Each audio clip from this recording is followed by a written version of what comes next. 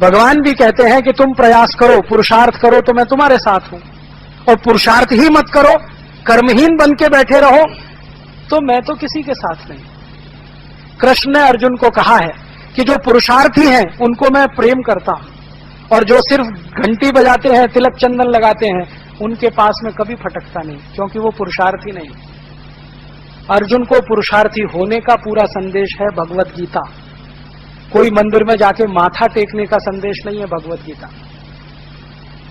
अर्जुन कर्महीन हो रहा है, कमजोर हो रहा है, ताकत कम होती जा रही है, मन में भय बैठ रहा है, क्या करूं, कैसे करूं, ये सब मेरे हैं, प्रियजन हैं, कैसे लड़ूं। तो कृष्ण ने भगवत गीता सुनाई है, और वो पुरुषार्थी बनने के लिए सुनाई। रामचंद्र जी की कहानी हम पढ़े, राम की कथा पुरुषार्थी होने की कथा है। पूरा का पूरा उनका जीवन एक ही संदेश देता है, पुरुषार्थी बनो।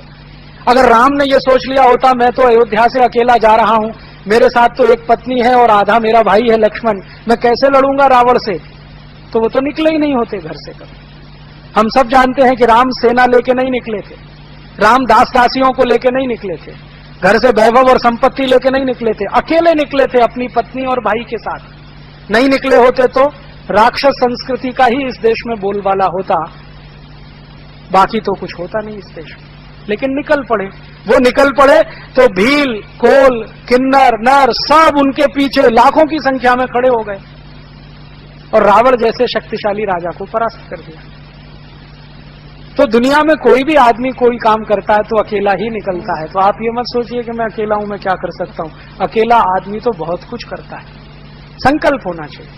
तो मुझे लगता है कि आजादी के स्वदेशी आंदोलन के 100वें वर्ष पर वंदे मातरम